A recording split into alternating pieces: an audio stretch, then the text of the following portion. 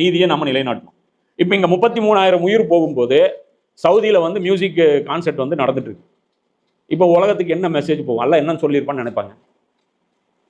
உங்கள் நாட்டை தவிர வெளியே இருக்கிற முஸ்லீம் எக்கேடு கெட்டு போனாலும், அவன் அப்பாவியா இருந்தாலும் சின்ன குழந்தையா இருந்தாலும் சாகட்டும், உங்களுக்கு அதை பற்றி கவலையே கிடையாது, நீங்கள் செலிப்ரேட் பண்ணுங்க. இப்போ என்ன பார்த்து இப்போ வீலாக் போட்டு பெருநாளுக்கு மஷால்லா காபத்துள்ளால இவ்வளோ கூட்டம். காபத்துள்ளால இருக்கிறவங்க எத்தனை பேர் இருந்தாங்க இல்லையா? இவங்க எல்லாரும் 20 லட்சம் பேர் 30 லட்சம் பேர் உள்ள இருந்தாங்க. துவா கேட்டிங்களா? பலஸ்தீனுக்கு சப்போர்ட்டா துவா கேட்டீங்களா? உங்க துவால என்னாச்சு? காபல இருந்த துவா குபுலாவுன்னு இருந்தாங்க. உங்களாம் 5 பைசா மதிக்கல, அல்ல தெரியுதா? புரியுதா? 5 பைசா மதிக்கல, உங்க தவாஃபுக்கு 5 பைசா வேல்யூ இல்லை, தெரியுதா? துவா கேட்டா ஏற்கணும்லடா. யார் துவா, நான் துவா கேட்டாலும் ஏற்கப்படாது. ஏன்னா என் சமுதாயத்துக்கு மேல அல்ல கோவத்தில் இருக்கு. இங்க ரசூலே துவா வந்து கேட்டாலும் ஏற்கப்படாது.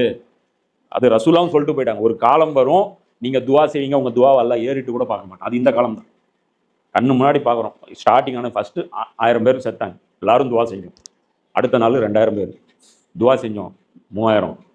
இப்போ என்னாச்சு? 35,000. சொல்றேன், நீங்கள் நீதி செலுத்தியும் வழங்கும் சாட்சியும் உங்களுக்கோ உங்கள் பெற்றோருக்கோ நெருங்கிய உறவினருக்கோ பாதகமாக இருந்தாலும் சரியே, அவர் செல்வந்தராகவோ ஏழையாக இருந்தாலும் சரியே, அல்லாஹ் அவர்களின் நலனில் உங்களை விட அதிக அக்கறை உள்ளவனாக இருக்கின்றான். எனவே மனச்சையை பின்பற்றி நீதி தவறிவிடாதீர்கள். நீங்கள் உண்மைக்கு புறம்பாக சாட்சி சொன்னாலோ சாட்சியம் அளிக்காமல் விலகி சென்றாலோ நிச்சயமாக அல்லாஹ் நீங்கள் செய்கின்றவற்றை நன்கு அறிபவனாக இருக்கிறான். இங்க இருந்து ஒரு 4-5 வசனங்கள்.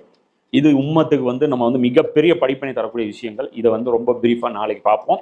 சரியா? இந்த இடத்துல நிறுத்துறேன். சரியா? 134ஓடவே அந்த